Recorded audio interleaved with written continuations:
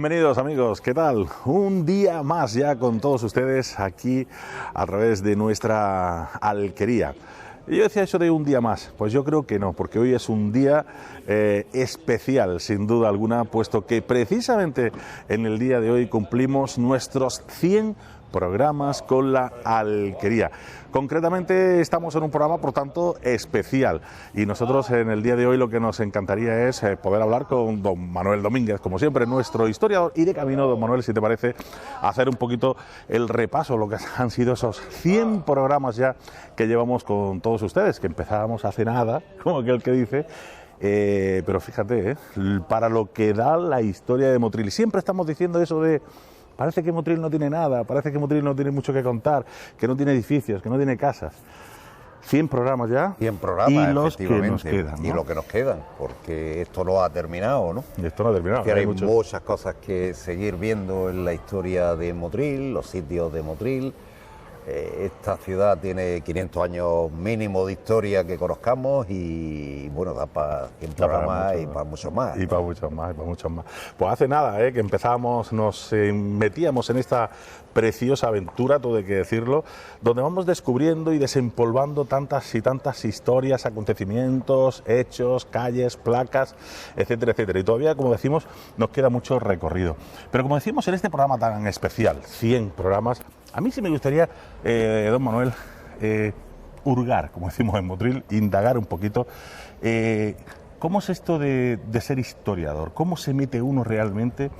Porque esto lleva un componente, lógicamente, formativo, pero también genético, imagino, ¿no? Sí, yo creo que sí, vamos, es lógico.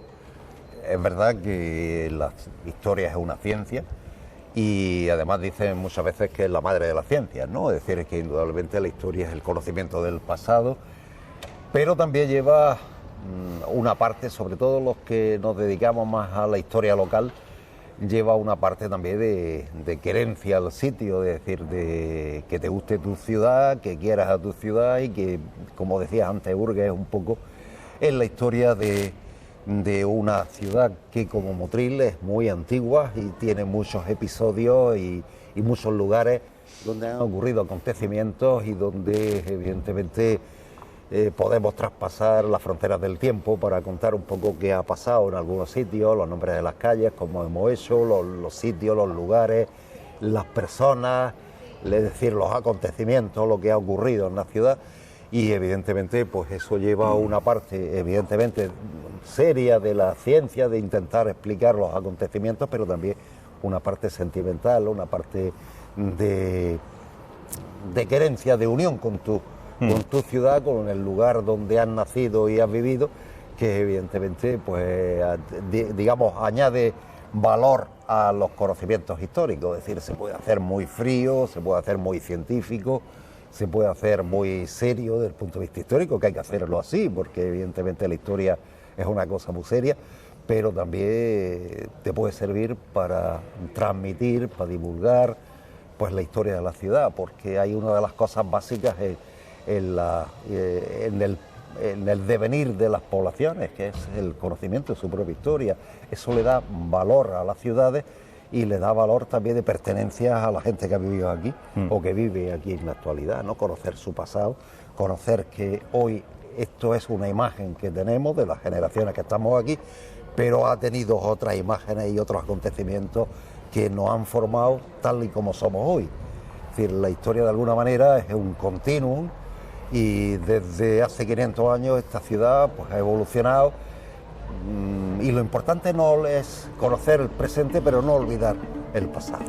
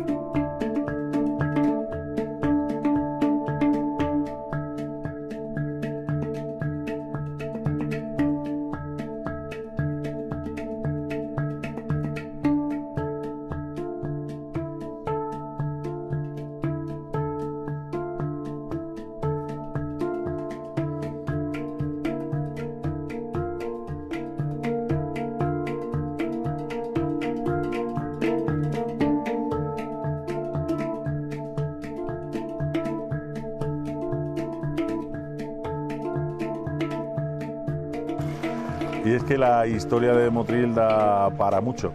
Pero, Manuel, estudias, llegas a Motril ya una vez hechos los estudios, pero ¿cuándo es la primera vez que realmente tienes contacto con la historia de Motril? ¿Por dónde empiezas con la historia de Motril y cómo empiezas? Yo empiezo, que fue en el año 80, en 1980, cuando me surge trabajo en la Diputación, del tema de los archivos de la Diputación, una campaña que hace de recuperación de archivos de Diputación, y empiezo a trabajar con Diputación y me mandan al archivo de Motril, al archivo del Ayuntamiento de Motril, que bueno, en aquella época el archivo se conservaba en la parte alta del ayuntamiento, embalado, lo que había por allí estaba, nadie sabía, o muy poca gente había visto algo. Mari Carmen Sobrón, que fue directora del Instituto Javier de Burgos, había publicado algunos artículos durante unos años en El Faro sobre algunos aspectos de la historia de Motril que fueron muy famosos en su época, en los años 70, finales de los 60, principios de los 70.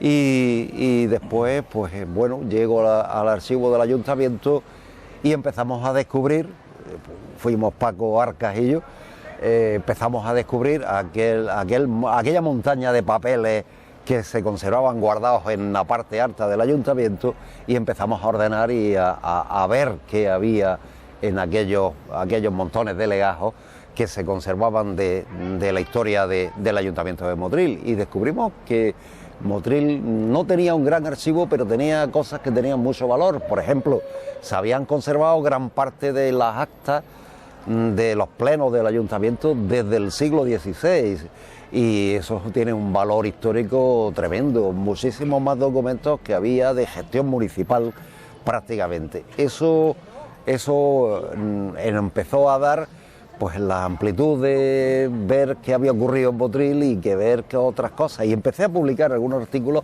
El primero que publico en el año 81, en 1981, en El Faro, sobre un ataque de corsarios franceses a Motril. Ese es el primer artículo, y a partir de ahí pues casi toda la semana empiezo a publicar en El Faro. Y además me dedico a estudiar un edificio que desde muchos años me había traído la atención y que yo siempre me preguntaba qué teníamos aquí, que era la Iglesia Mayor. Y empiezo a investigar sobre la historia de la Iglesia Mayor, cómo se construye la Iglesia Mayor, y en el año 82 publico el primer librito que publico, Historia de Motril, que es la historia de la construcción de la Iglesia Mayor, que el libro se llamó 500 años de historia constructiva de la Iglesia Mayor, y fue una aventura no conocía a nadie, o ni yo ni nadie conocía la historia de la Iglesia Mayor, y de pronto descubrimos que es un edificio muy interesante, muy importante, y de pronto la gente también descubre, la gente de Motril, que tenemos una iglesia que no sabíamos muy bien de qué era, pero es una iglesia que se construye a principios del siglo XVI, y es una iglesia mudéjar muy interesante y muy importante. Y de golpe pues me meto de lleno en la historia local. Eso me lleva pues a buscar temas, pues aparte de la Iglesia Mayor, el tema de la defensa de Motril, que es otro tema curioso, que el tema de la evolución urbana,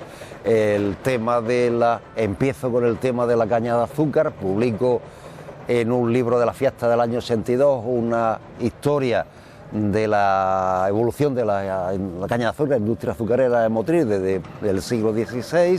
Abro el camino de la historia del azúcar en Motril, y a partir de ahí pues me dedico fundamentalmente a estudiar la historia. Es verdad que he picoteado en muchos sitios, ¿no? Es decir, he picoteado pues de historia contemporánea, hice un librito de Así cayó Motril, o el Motril de los últimos años, de los últimos días de la República, de la Guerra Civil, inicio de la Guerra Civil en Motril.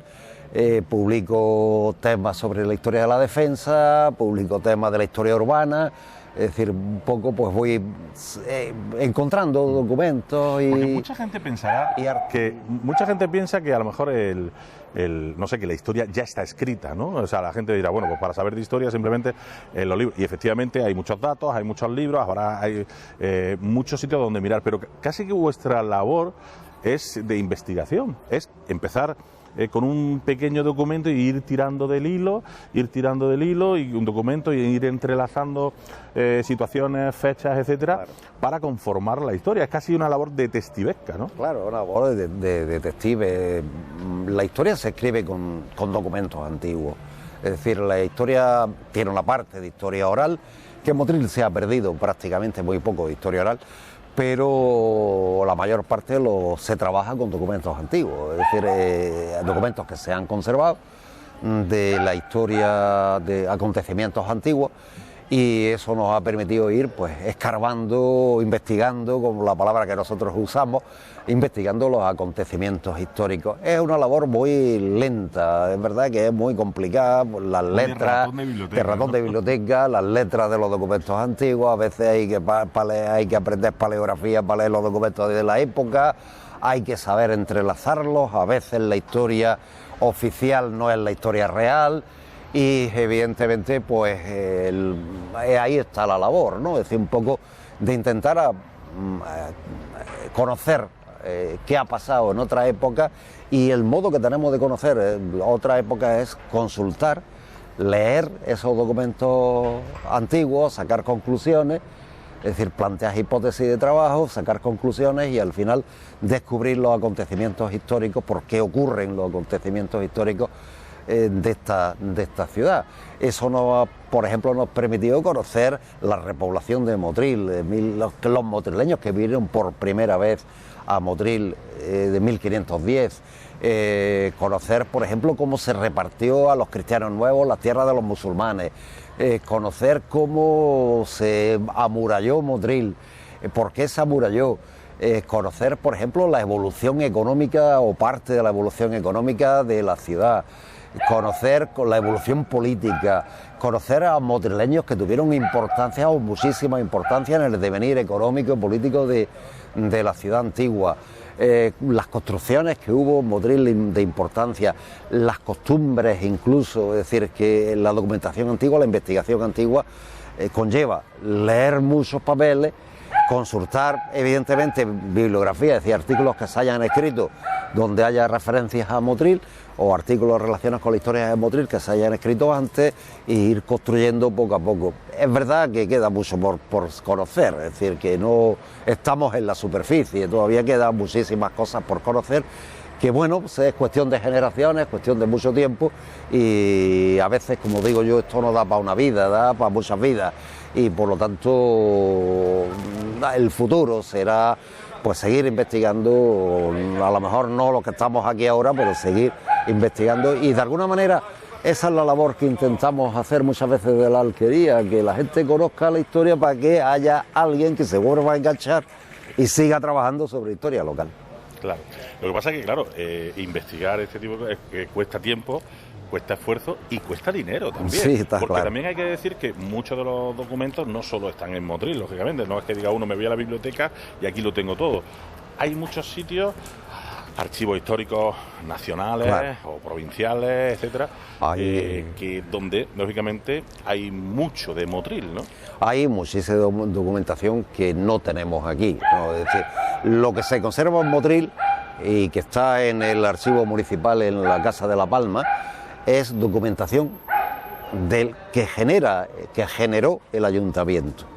Es decir, es fundamentalmente documentación municipal, desde el punto de vista de la gestión municipal, que sí se ha conservado muy poquito, porque la historia del archivo de Motril ha pasado como en todo, se ha tirado mucha documentación. Los papeles viejos pues muchas veces lo han entendido como eso, como papeles viejos lo han tirado, pero una parte se ha conservado.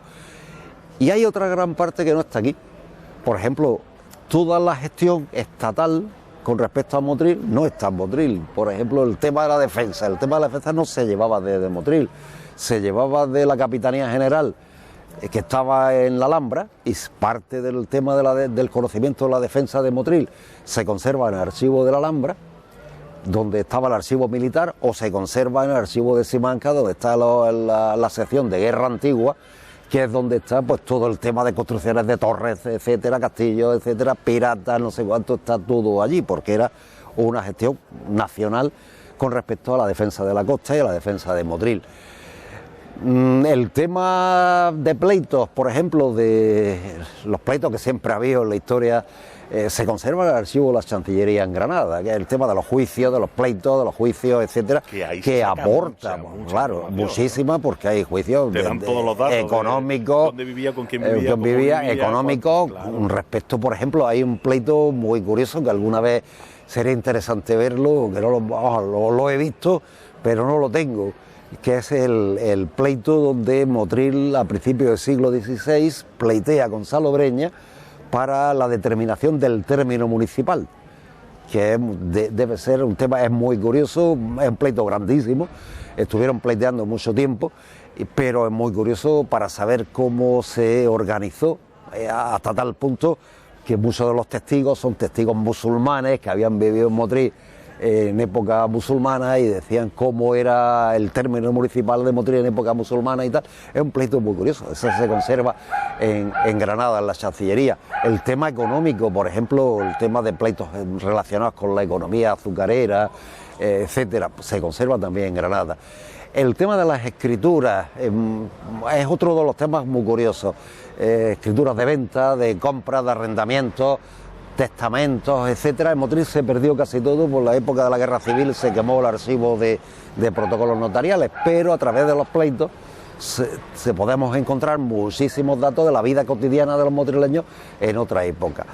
En el archivo de Simancas, en el Archivo Histórico Nacional, hay cantidad de documentación de Motril. En Toledo, la nobleza, los grandes propietarios de la Vega de Motril, los grandes propietarios motrileños, los Bornos, los Valdivia, la gente importante de Motril, los Contreras, que después fueron los Luque, Algarinejos, se conservan también, y hay miles de documentos relacionados con Motril en esos archivos personales que se conservan en Toledo.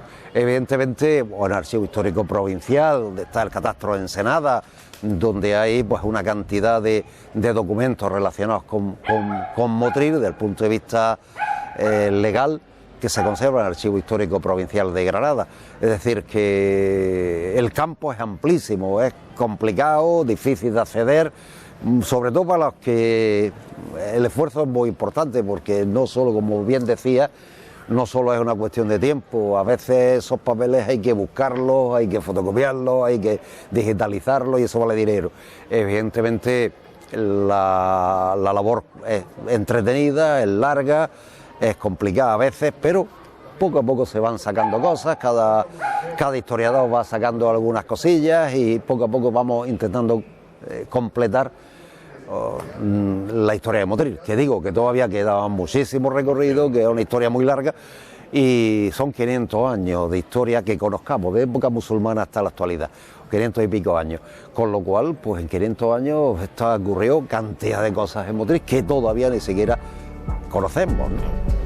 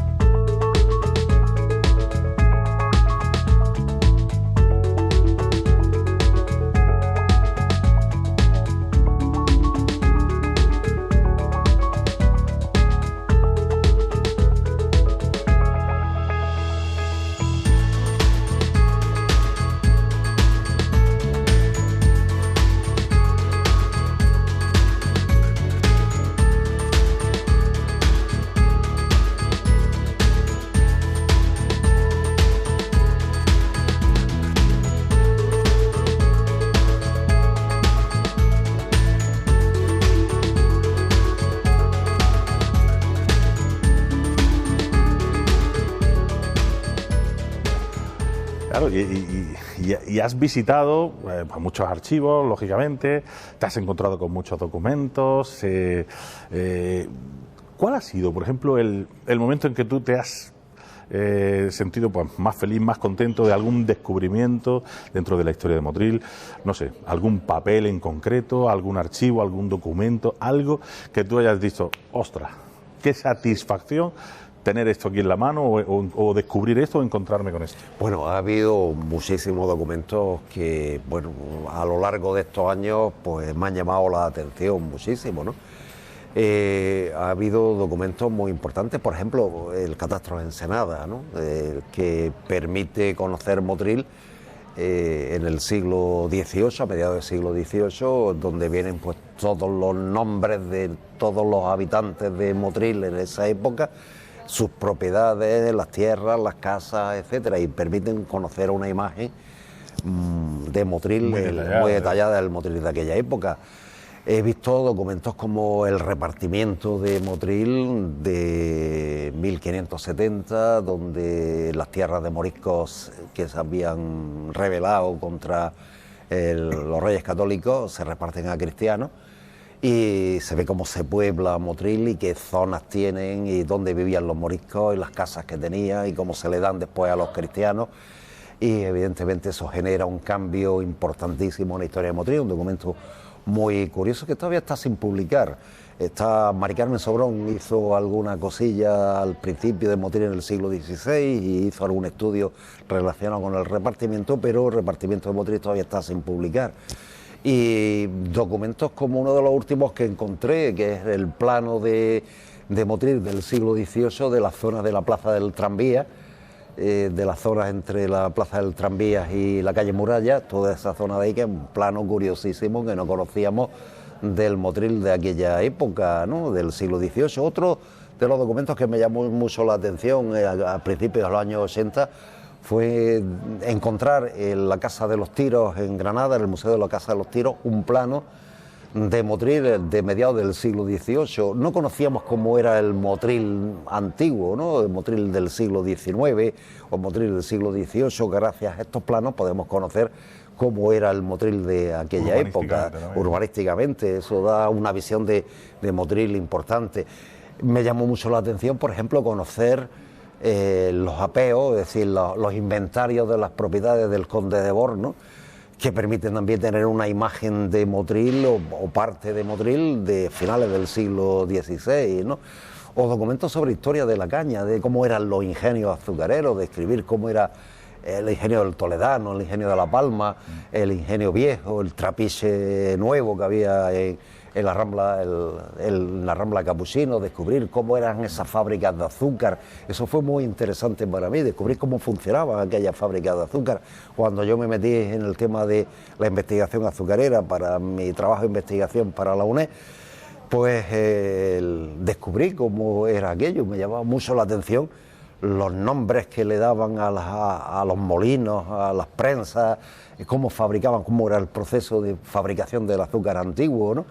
Y los pagos de la Vega, y donde muchos de los pagos, descubrir que muchos de los pagos, del nombre de los pagos, que de los pagos de la Vega, resulta que eran transformaciones de nombres musulmanes, ¿no? Es decir, y decía uno, el pago de la Algaida, que todo el mundo lo conocía, pues era un pago musulmán, o Pataura, o Paterna, o Panata, o el pago de Cantarranas, que resulta que Cantarranas es Cantar a Ratá, que es el pago del puente de piedra.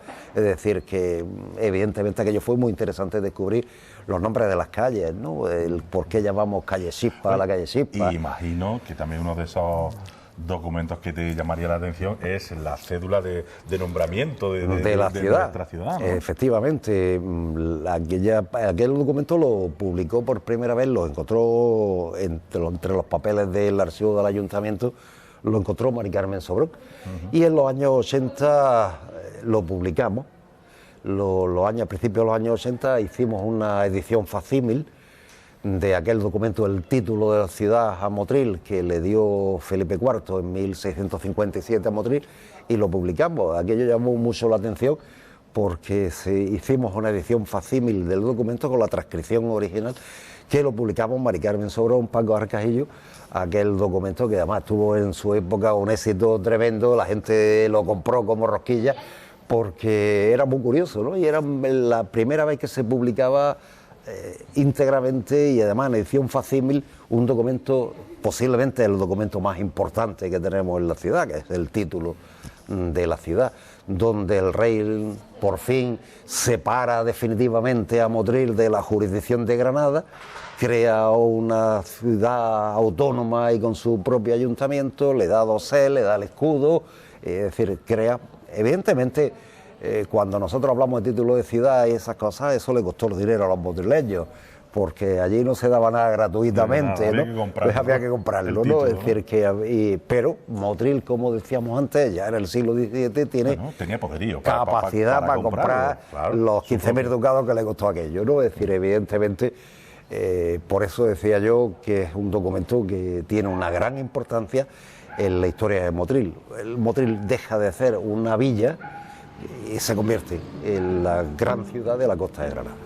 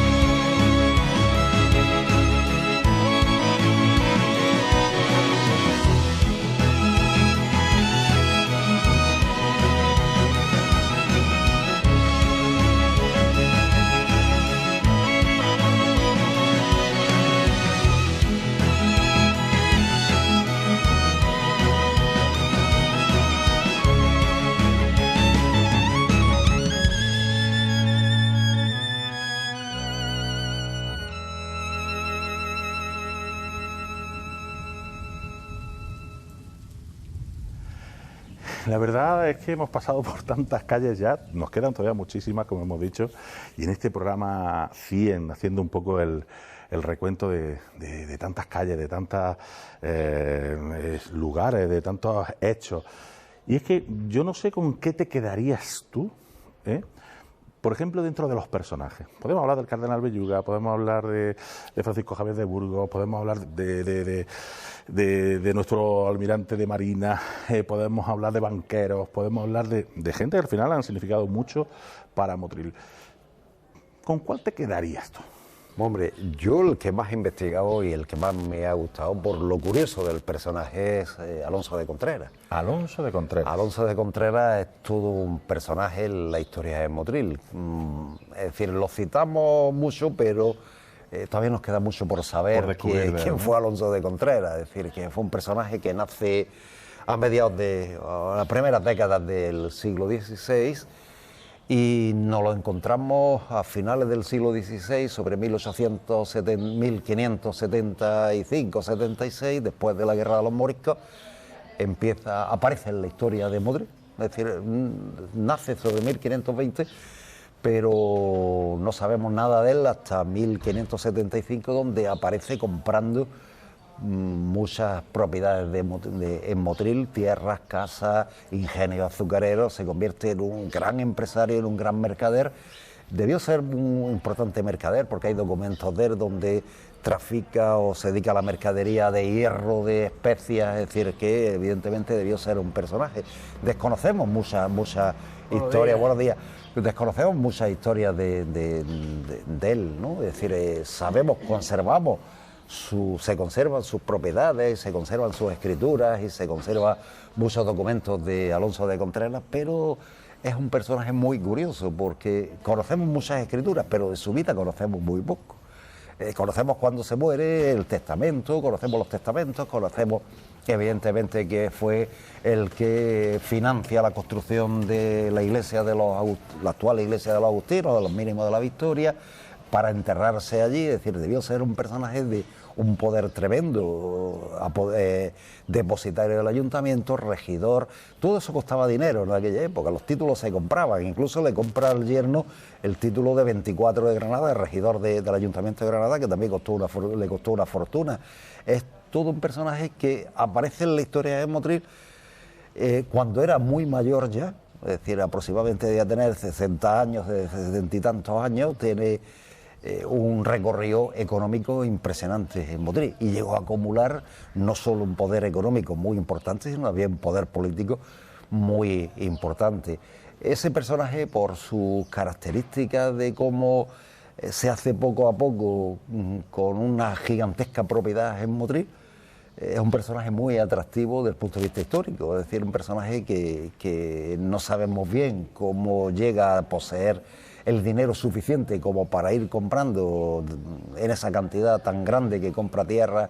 Es decir, nada más y nada menos que en la zona de Playa Granada compró 700 marjales de tierra, que aquello era 700 marjales de tierra en aquella época era muchísimo, ¿no? Es decir, el hombre, 2 ingenios azucareros, se dedicó al comercio del azúcar, se dedicó a la producción de caña de azúcar, se dedicó a comerciar seguramente con diversos materiales, con el azúcar, con el hierro. Es decir, todo un personaje que además dejó su impronta en Motril, construyó su magnífica casa que hoy por desgracia ha desaparecido en la Rambla del Manjón, pero construyó la iglesia de los Agustinos para enterrarse. Todavía están allí los letreros de Alonso de Contreras, allí en la capilla mayor de los Agustinos, recordando el tremendo poder que debió tener Alonso de Contreras. De él se conserva una documentación impresionante en el archivo de Tavera. Alonso de Contreras emparentó con la familia Luque porque su hija se casó con uno de los marqueses del Garinejo, y se conserva la documentación impresionante que está por ver, porque no la conocemos nada más que unas cuantas cosas de su historia, en el archivo de Tavera. Y bueno, yo lo he visto, hay documentación sobre Motril y la familia de Alonso de Contreras tremenda en el archivo de Tavera.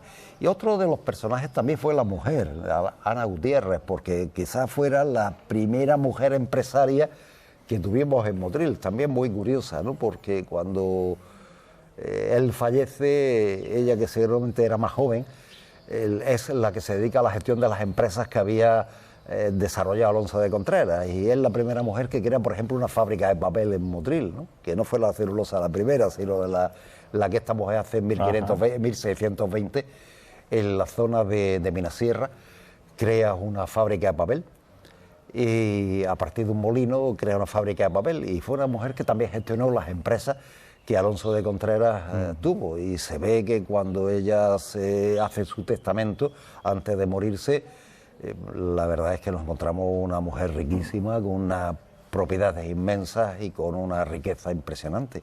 Doña Ana de Contreras, porque ella utiliza, se llamaba Ana Gutiérrez, pero ella utiliza mucho la Ana de Contreras, el nombre del marido. Debió tener en Motril también un peso impresionante desde el punto de vista económico de aquella zona. Y hay personajes, decía el cardenal Belluga. El cardenal Belluga hace muchas cosas por Motril, es decir, que desde el tema del colegio de los jesuitas hasta la capilla de los Dolores en la iglesia mayor, es decir, la ayuda para el desarrollo del hospital de Motril, es decir, el cardenal Belluga es un personaje, Javier de Burgos, otro personaje de una importancia tremenda, no en la historia de Motril directamente, que también lo tuvo, pero a nivel nacional. Es que han aparecido muchísimos nombres, desde Farad Almanjo, la reina Aisha, hay tantos nombres. Hay muchos nombres, es decir, hay muchos nombres, y los Valdivia, es decir, hay mucha gente que tiene mucho poder en Motril, los Victoria, que se nos olvida, el primero Victoria llega a Motril, era cuñado del conde de Borno, de Francisco Ramírez de Madrid, y es Ramírez de Madrid, otro que ha tenido una gran incidencia. El gran personaje que conquista, es el conquistador de esta zona en la época de los Reyes Católicos, en la época del principio del siglo XIX, finales del siglo XV, y empieza a comprar. Precisamente ahora estamos en la judería, ¿no?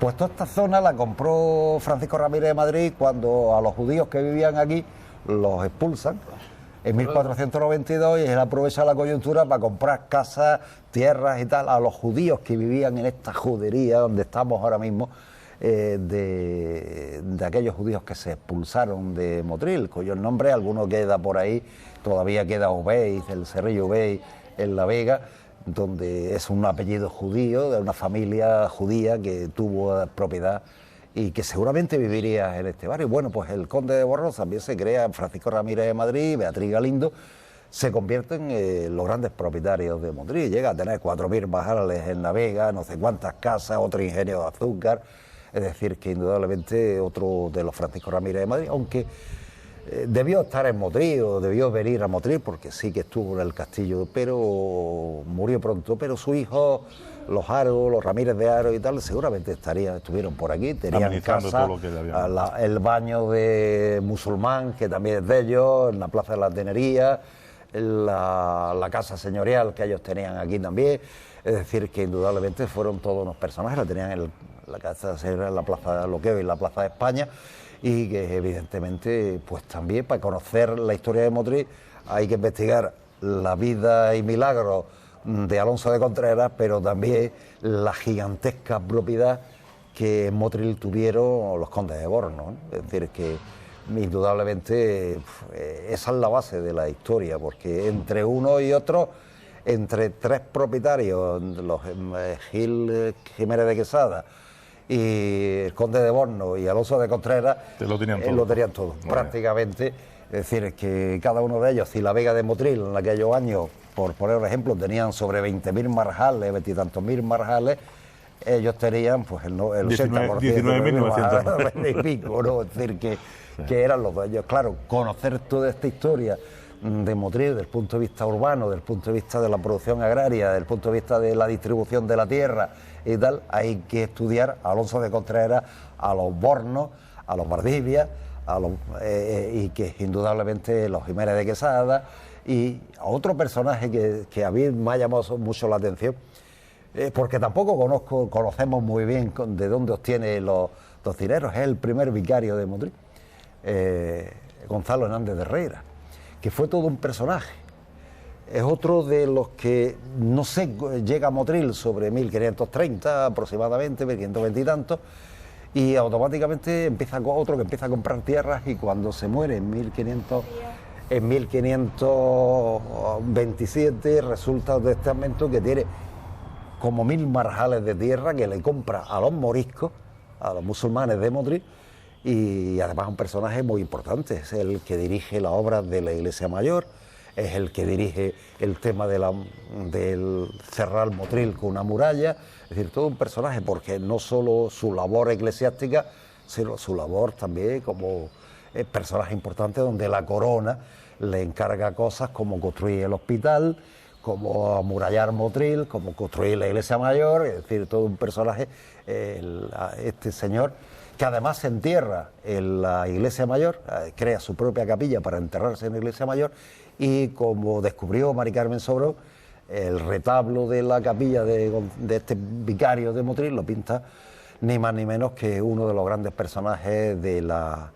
y ahora se me ha olvidado, la cabeza, uno de los grandes escultores y pintores de Granada, que es el mismo autor del Palacio de Carlos V en Granada, que no me acuerdo ahora mismo cómo se llama. Y es decir, que también es otro personaje importante de Motril, Gonzalo Hernández de Herrera, que llegó a ser, desde el primer vicario que estuvo en la primera parroquia y que fue testigo del asalto que los musulmanes dieron a Motril en 1507, y estaba ya de párrocos, de vicarios en la iglesia de Santiago, en la calle Zapatero, es el que después la corona y el arzobispado le da poderes para construir infraestructura. El Pósito de Motril, por ejemplo, aquí en la calle Pósito, o estuvo ahí en la calle Pósito, el hospital, las murallas, la iglesia mayor, es decir, un hombre que también debió tener un poder impresionante, y que se convierte también en otro de los grandes propietarios de Motril, con 900 y pico marjales, y con casas y tal. Alguna de ellas pues fue después el mesón de la Puerta de Granada, que al final termina comprándolo Alonso de Contreras también.